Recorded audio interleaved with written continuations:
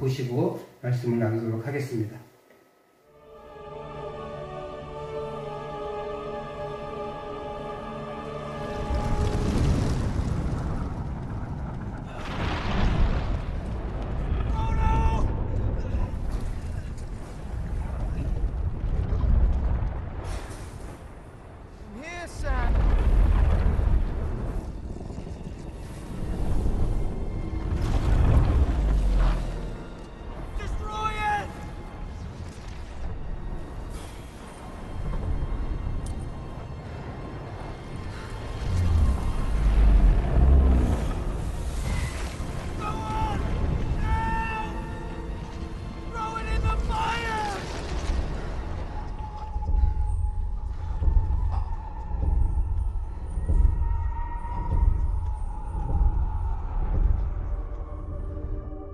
ring is mine.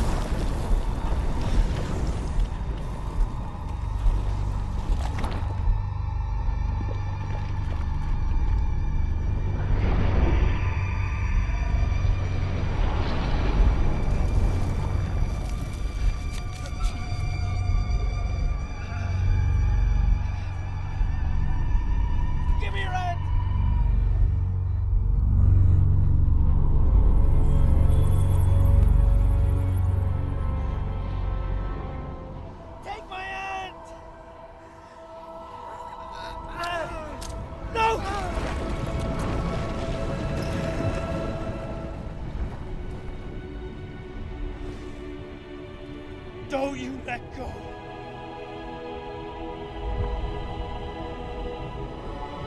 Don't let go. Reach!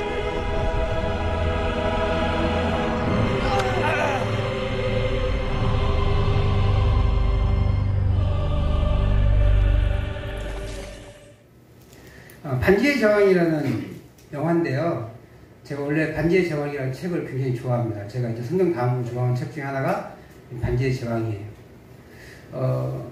톨킨이라는 영국 영문학자인데 이분이 예수 믿는 사람이에요. 근데 예수 믿는 사람이 나중에는 이제 C.S. 루이스라는 아주 유명한 영국의 사상가를 전도해서 그가 더 유명하긴 하지만 믿음은 이 톨킨이 먼저 더 좋고 그를 전도한 사람이에요.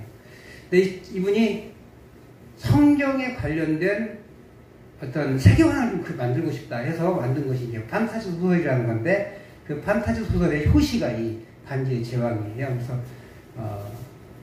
일반 사람들이 보면 그냥 권선징악이에요. 악은 멸망하고 선은 살아난다. 근데 기독교인의 눈으로 보면 하나님이 이 세상에 사탄의 권세를 잡고 있는 것을 무너뜨려가는 과정들을 보여줘요. 그래서 절대악이라는 그 반지, 절대반지라는 그 반지를 파괴하기 위해서 원정대가 구성되어지고 마지막 파괴하는 장면인데 그 반지를 운반하는 그 사람이 이제 프로도라가 아까 그 사람인데 그 손가락 잘린 사람 그 사람인데 그 사람마저도 이 정신의 지배가 돼가지고 반지 정신의 지배가 돼서 욕심을 내는 거예요. 근데 그 반지의 주인공은 그 사탄의 형상인 그 집단이거든요. 그래서 그것을 이용해서 반지를 자기가 찾으려고 했는데 마지막에 우연치 않게 서로 욕심을 싸우다가 떨어져 죽은 거예요. 그냥 욕심대로 살았으면 누군가 둘 중에 하나 가다가 끝났을 거예요. 근데 싸우다가 서로 자기 욕심을 내다가 그게 떨어졌는데 그 반지는 그 용암에서만 녹아 없어지거든요. 다른 불로는 절대 녹을 수가 없어요. 오직 그 용암에서만 녹을 수 있어서 그걸 다 가지고 가고 또 그거를 거기서 파괴 못 시키도록 지키는 군대가 있었는데 사실은 같은 동료들이 다른 곳에서 전쟁을 치러줌으로 이 그 감시가 소홀해지도록 만들어준 거예요. 어쨌든 반지가 파괴된 가장 결정적인 계기는 마지막에 서로 싸웠다는 거예요. 우연찮게 그 반지가 파괴가 됩니다. 서로 욕심을 내어 반지를 가지려고 싸우다가 실수로 용암에 떨어진 것이 문제 해결의 원동력이 됐어요. 이처럼 우리는 우리의 의도와는 상관없이 우연히 문제가 해결되고 내 의지와 상관없이 남을 돕는 일이 생기기도 합니다. 오늘 성경도 그렇게 자신의 의지와는 상관없이 이 사도들을 살리는 모습이 나타납니다. 가말리엘이라는 사람인데요. 가말리엘 혹시 기억나시는 분 계세요? 가말리엘 누구의 스승이냐면 바울 사도의 스승이세요. 또 이 바울 사도의 스승 가말리엘은 당시 가장 권위 있는 사람 중에 한 사람이었지만 동시에 가장 권위 있는 학파가 두 개의 학파가 있는데 그 중에 한 학파의 수장이에요. 힐렐 학파라는 사람인데 힐렐의 손주가 돼요. 그러니까 엄청난 권위가 있는 거죠. 지금 우리 북한에서 김정은이라는 사람이 지금 그 통수권자로 살고 있잖아요. 이유는 딱 한 가지예요. 그 사람이 김일성의 적통이라고. 그거 하나밖에 없어요. 그 사람이 실력이 있는지 없는지 잘 모르겠어요. 근데 김일성이 후손이라는 하나의 이유로 그 자리에 있는 거예요. 그래서 그 아버지와는 외형도 다르게 합니다. 아버지는 그 김일성을 많이 안 닮았어요. 김정일은. 근데 김정은은 일부러 살도 찌우고 수술도 하고 그래가지고 헤어스타일도 김일성과 닮게 했다고 해요. 그래서 백두혈통 뭐 이런 거 강조하기 위해서 내가 김일성 후손이야 라는 걸 강조하기 위해서 일부러 모양도 만들고 몸도 만들고 풍차도 만들고 그렇게 그 머리 스타일도 그렇게 하고 했다고 합니다. 그러니까 가말리엘인 이 힐렐 학파의 직통이고 또 실력도 출중하고 인품도 훌륭해서 이 사람들은 모든 부분에서 학문적인 부분에서 탁월하고 그래서 사람들로부터 인정받는 사람이었어요. 그런 그가 최소한의 양심으로 제자들을 보호하게 됩니다. 바리새인이거든요. 이 사람도 바리새파의 욕심으로만 제자들을 대했다면 그 역시 다른 바리새파나 서기관 뭐 혹은 제사장, 사두개인 뭐 이런 사람들처럼 사도들을 채용했을 거예요. 근데 사실은 이 가말리엘이 바리새인이잖아요. 바리새인은 사실은 사두개인과 정적이에요. 같은 종교 지도자이지만 추구하는 방향이 달라요. 사두개인은 아마도 사독 자손의 후예일 것이다라고 추정하는데 사독은 누구냐? 그 다윗 시대에 가장 유명한 다윗을 도왔던 대제사장이에요. 그 사람들의 후예일 것이라고 추정을 해요. 정확하게 모르지만. 근데 그렇게 추정을 하는데 사두개인들은 있잖아요. 제사장 가문이잖아요. 그럼에도 불구하고 그들은 부활을 믿지 않아요. 영혼을 믿지 않습니다. 천국도 믿지 않아요. 천사도 믿지 않습니다. 악령도 믿지 않습니다. 오직 현 세계, 이 세계만 믿어요. 그런데 종교 지도자예요. 천사와 악마도 믿지 않기 때문에 그 사람들은 이제 현실에 집중하죠. 반면 바리새인들은 이 모든 것들을 다 믿어요. 영혼도 믿고 천사도 믿고 악마도 믿고 천국도 믿고 지옥도 믿습니다. 그러니까 서로 같은 유대교 안에 있지만 그리고 종교 지도자들이지만 서로 그 추구하는 믿음은 완전 다른 거예요. 그러니까 맨날 싸워요. 사두개인들은 부활이 어떻게 있습니까? 라고 하면서 예수님이 따지기도 하죠. 아들 그 계대자손법으로 그 첫째부터 한 여인이 첫째부터 막내까지 다 취했는데 나중에 예수님 나중에 이 사람 부활하면 누구의 아내가 되겠습니까? 이렇게 물어보는 거예요. 그러니까 부활 없지 않습니까? 이렇게 얘기하는 거죠.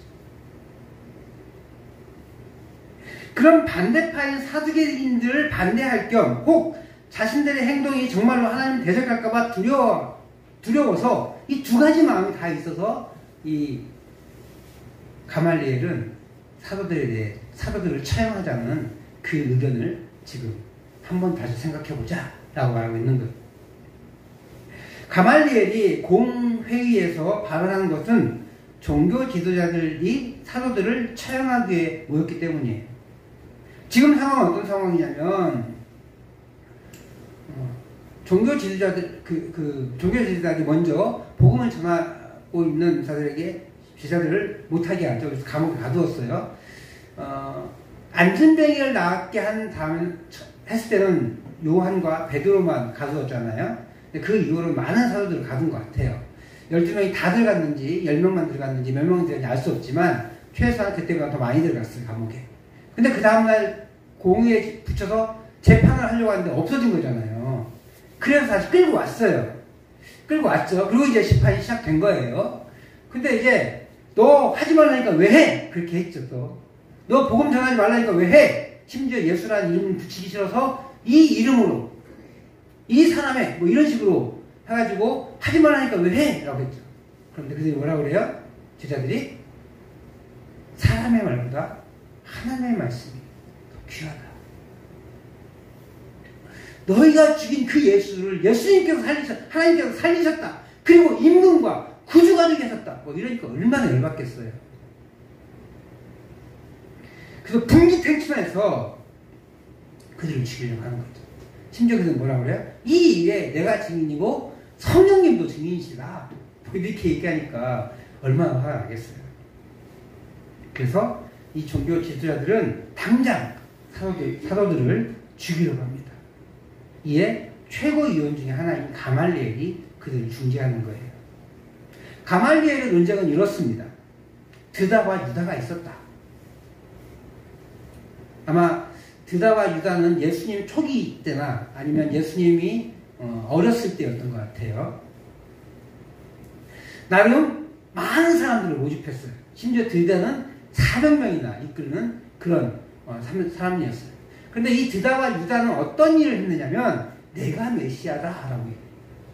참고로 한국에 재림 예수라고 얘기하는 사람이 200명이 넘는다고 합니다. 예수님이 재림하셨는데 한국에만 200명이 넘어요. 근데 뭐 그분들 중에 이제 많은 사람 돌아가셨겠죠. 제가 1990 몇 년도에 통계를 들었으니까 그 외에는 제가 통계를 받은 적이 없어서 근데 그 당시에 재림 예수라고 얘기하는 사람들이 우리나라에만 200명이 넘었어요. 이 당시도 있는 거예요. 이 당시엔 재림 예수가 아니라 내가 메시아다. 내가 하나님이 보내신 메시아다 라고 온 거죠. 이 사람들은 얼마나 많이 기다렸습니까? 메시아를. 그러니까 따라다니는 거예요. 진짜 그러한가 진짜 그러한가. 드다가 그랬고 유다가 그랬어요. 근데 드다가 죽으니까 다 흩어진 거예요. 유다가 죽으니까 유다 비슷하네. 유다가 죽으니까 또 그들도 흩어져 버린 거죠. 그러니까 가말리엘 논쟁이 이거예요. 그러니까 결국 드다와 유다가 자기가 메시아라고 했는데 사람이다 보니까 사람의 일이다 보니까 그들이 없으니까 이 회의도 없어지더라. 예수도 자신이 메시아라고 했는데 이게 사람이면 그냥 사람이면 사람의 일이면 이들도 자연스럽게 없어질 것이고 정말 만에 하나 하나님이 이 진짜 이 일을 감당하신다면 너희가 하나님 대적하는 건데 할 수 있겠냐라고 하는 거죠. 굉장히 설득력이 있는 거예요. 그러면 알았다. 가말리엘 통찰력은 아주 탁월합니다. 아무리 처음이 좋을지라도 끝이 좋지 않다는 것은 하나님이 함께 하시지 않음을 얘기해요. 그래서 사람의 도모이면 결국은 드러날 거라는 것이에요. 메시아는 하나님이 보내시는데 자신이 메시아라고 해서 사람들을 모아봤자 결국은 허사라는 거예요. 그런데 만일 진짜 메시아의 사도들이면 자신들이 아무리 애를 써도 결국 계속 살아날 거라는 거죠. 기독교가 그렇지 않습니까? 얼마나 많은 사람들이 기독교를 멸망시키려겠어요. 멸망당하지 않잖아요. 이 기독교가 하나님의 것임을 좀 볼 수 있어요. 결국 이 가말리엘의 권고는 받아들여집니다. 다만 그대로 놔둔 게 아니라 채찍질하여서 놔둬요. 40절 말씀을 같이 한번 읽어볼게요. 5장 40절 시작. 그들이 옳게 여겨 사도들을 불러들여 채찍질하여 예수의 이름으로 말하는 것을 금하고 놓으니. 채찍질했답니다. 채찍질했다. 뭐 단순하게 이렇게 몇 대 때리고 보낸 게 아니라 채찍은 특별히 예수님 당시의 채찍은 로마의 채찍을 사용했겠죠. 그 채찍은 끝에 납이 달렸어요. 그래서 한번 착 감으면 쭉 감깁니다. 그 당기면 그 납에 의해서 살점이 떨어져 나가는 거예요. 근데 이스라엘 사람들은 채찍할질 때 가장 많이 때릴 수 있는 한계선이 40대예요. 40대 이상 때리면 죽을까봐. 근데 하나님께서 막으셨어요. 40대를 때리지 마. 이상은 넘지 말아라. 그래서 이 사람들은 39대까지 때립니다. 왜 39냐? 숫자 세다가 잘못 셀까봐. 만약에 40 때렸는데 그게 우리가 잘못해서 41대가 되면 율법을 어긴 거잖아요. 그럼 자신들이 해를 입을까봐 40대보다만 안 때리면 되니까 제일 많이 때릴 수 있게 39대만 때리는 거예요. 40까지 세는데 두 번은 실수하지 않겠죠. 그래서 39대까지만 때리고 40대는 안 때려요. 40대까지 때리지, 하나님께서 보호하신 한계를 지으신 이유가 40대를 넘으면 죽을 확률이 높기 때문에 그러신 거거든요. 근데 이들은 율법을 지키기 위해서 39대까지만 때리는 거예요. 어기지 않게, 부지중에 어기지 않기 위해서. 어쨌든 40대라는 그 한계는 죽진 않아도 초죽음이 되는 거죠. 거의 죽기 직전까지 가는 거예요. 더더군다나 이스라엘의 그냥 일반 채찍이 아닌 그 채찍만 맞아도 아픈데 납이 달린 채찍이라면 온 몸이 살갗이 뜯어져 나갔을 거예요. 그러니까 40대를 때려도 39대를 때려도 이전의 39대와는 차원이 다른 거예요. 근데 여기서 채찍질 했다는 말은 그걸 표현해요. 40에 하나 감한 매. 바울도 세 번 맞은 그 매. 그 채찍질을 한 거예요. 그 죽기 직전까지의 상황이 바로 이 채찍질하며 라는 표현이에요. 이 사람들을 초죽음으로 만들었다 이런 거죠. 그렇게 채찍에 맞아 죽기 직전에까지 갔음에도 사도들은 복음 전하기를 멈추지 않습니다. 무엇보다 그들이 이 환난을 받은 것을 너무 기뻐하는 거예요. 왜 그러냐? 내가 복음 전하는데 합당한 자구나. 내가 주님께 쓰임받고 있는 자구나 라는 것을 너무 기뻐한 거죠. 세상이 어떻게 환난을 받는데 기뻐해요. 근데 그 환난이 하나님께 쓰임받고 있다는 것을 증명하기 때문에 그들은 기뻐한 거예요. 그래서 전도와 가르치기를, 예수가 그리스도라고 가르치고 전하기를 그치지 않은 거예요. 집에 있든지 밖에 나가 있든지 성전에 있든지. 집안에서는 가르쳤겠고 그죠? 밖에서는 성전에서는 전했겠죠.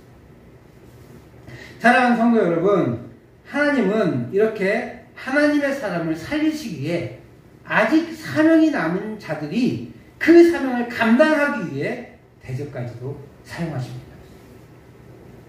특별히 가말리엘은 온건한 바리새파의 지도자이고 성경에 능통했기에 하나님의 능력을 잘 알고 있었을 것입니다.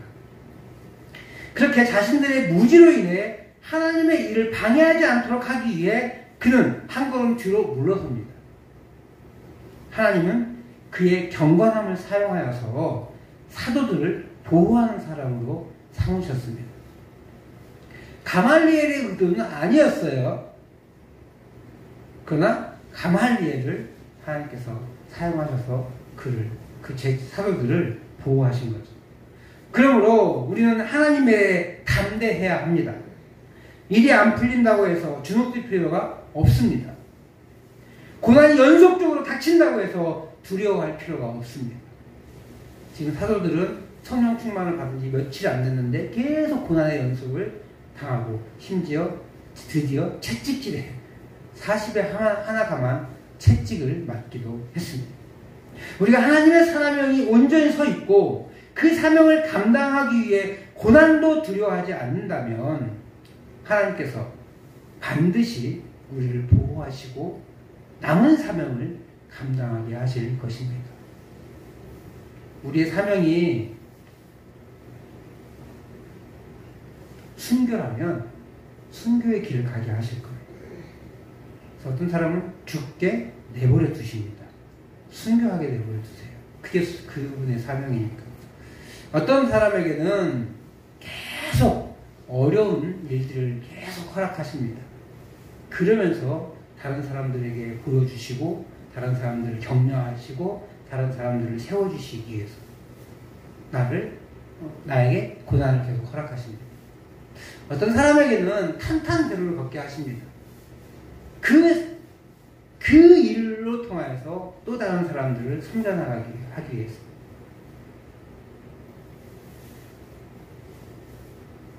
중요한 것은 꺾이지 않는 마음인 것 같아요. 월드컵 때 강타한 말인데요. 사실은 게임하는 사람이 요즘은 게임도 이렇게 프로처럼 게임하고 돈 받거든요. 그거 하는 사람이 뭐 이렇게 자기 홈페이지에다가 이렇게 썼어요. 중요한 것은 꺾이지 않는 마음.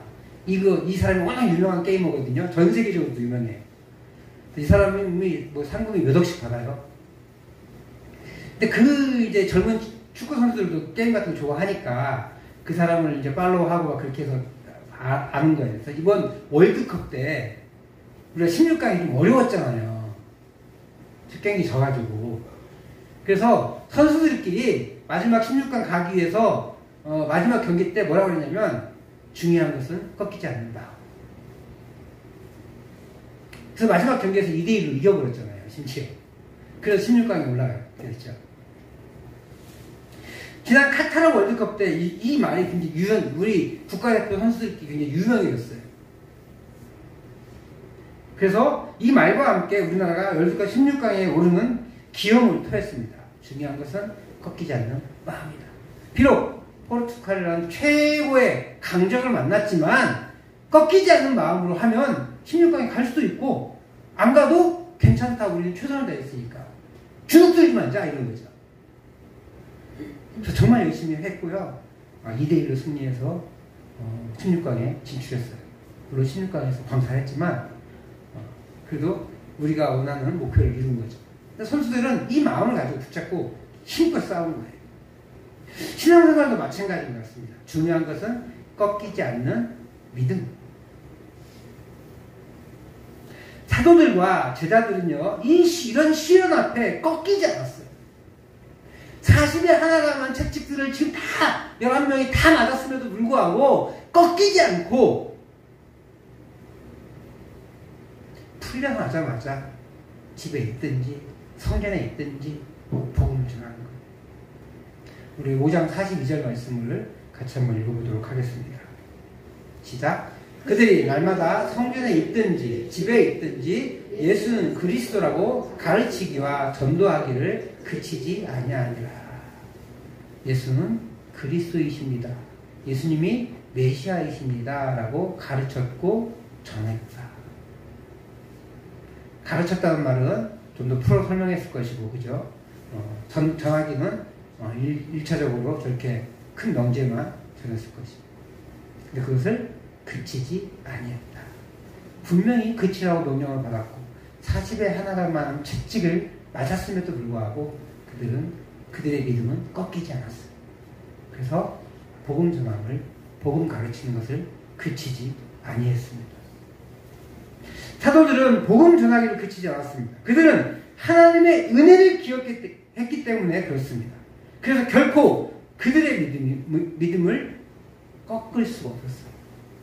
그래서 그들의 믿음은 꺾이지 않았던 거예요. 하나님은 이렇게 하나님의 사람이 아닌 것을 통해서도 하나님의 사람을 살리십니다.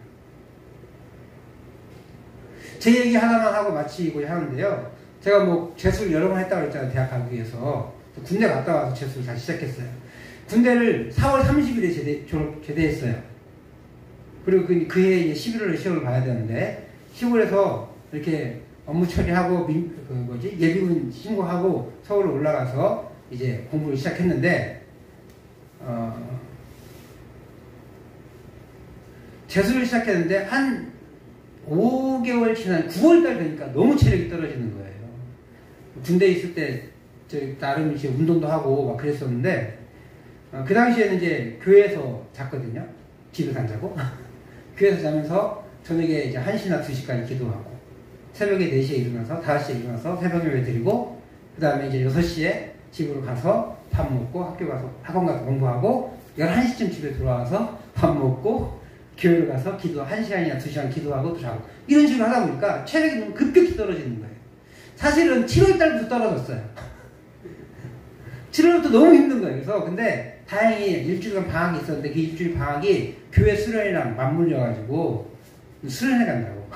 7월 첫 주부터 나 수련회 갈까 막 그러면서 지나니까 그 같이 공부했던 친구들이 너무 부러워하더라고요. 어디서 저런 여유가 나오는 거야? 근데 사실은 힘들어서 그랬어요. 힘들어서. 기도를 하루에 2시간씩 했음에도 불구하고 지치더라고요. 근데 7월달은 체력적인 지침이었다면 9월은 정신적인 지침이었어요. 불안하니까. 하루는 도저히 공부가 안 되는 거예요. 그래서 처음에 5월인가 얘 짝꿍이었던 그 친구가 이제 그 반이 바뀌면서 다른 반으로 갔는데 그 친구한테 찾아가가지고 야, 나 공부 못하겠어. 그럼 어떻게 해요? 같이 나가서 이제 커피 한잔 하고 들어왔어요. 그러고 나서 이제 공부를 시작했는데 집중이 잘 됐어요.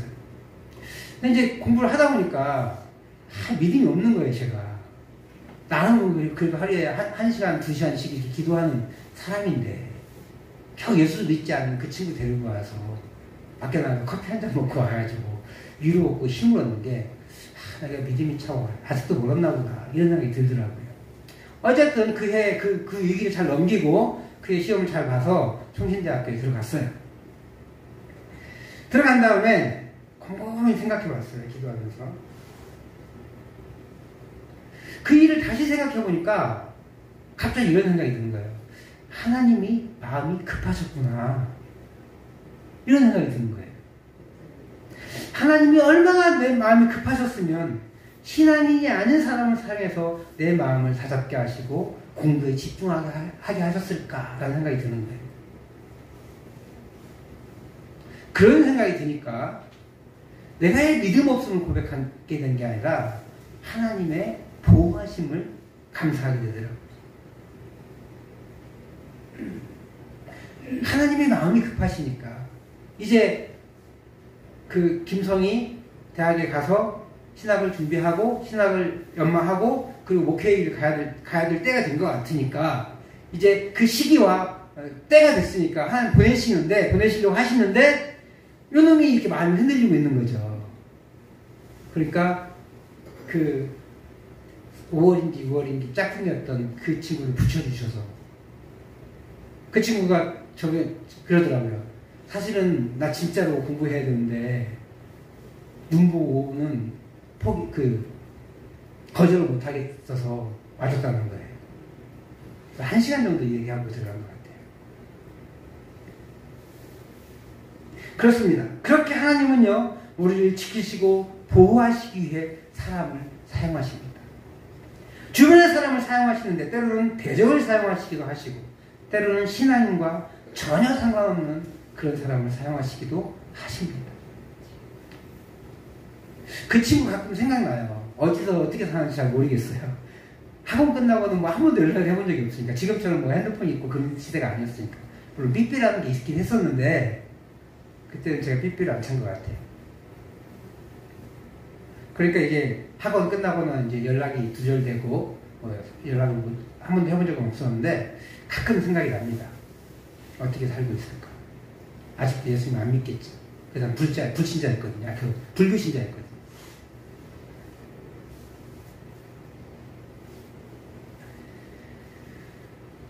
그 친구가 예수님을 안 믿는 친구였기에 관심도 없었고, 그래서 이제 학원 마치는 데에는 서로 연락이 닿지 않았는데, 그래도 어떻게 사는지는 모르지만 최소한 그는 저를 위해서 하나님께 한 번은 사용된 도구였어요.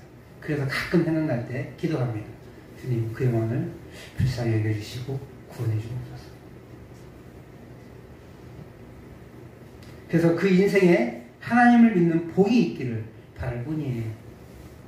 오늘 하나님은 사도들을 위해 가말리엘이라는 위대한 율법학자를 사용하셨습니다. 그리고 저의 마음을 잡기 위해 불신자, 심지어 불교 신자를 사용하셔서 저를 공부에 집중할 수 있도록 하셨습니다. 그렇게 하나님은 원수도 사용하셔서 우리를 보호하시고 우리를 신앙의 길을 가게 하십니다. 우리 하나님의 그 급박한 은혜에 우리가 있기를 소망합니다. 그래서 우리가 가야 할 그 길, 하나님의 사명의 길, 복음 전도의 길을 계속해서 가시는 저와 우리 성도님들 되시기를 다시 한번 주님을 축복합니다. 오늘 우리가 기도하고 있는 제목, 마음을 아프게 한 사건, 그리고 우리 교회에서, 가정에서, 회사에서 감당해야 될 사명이 무엇입니까? 각자의 사명에 맞게 그 사명에 주눅들지 말고 두려워하지 말고 잘 감당하시되, 어려움이 있을 때라도 주님께서 나와 상관없는 어떤 사람을 사용하셔서 나를 다시 한번 세워주실 것이라는 걸 믿으면서 그 은혜를 기대하면서 위기의 순간도 이겨내시고 하나님의 사명의 길을 가신 저와 여러분들 되시기를 주의 이름으로 축복합니다.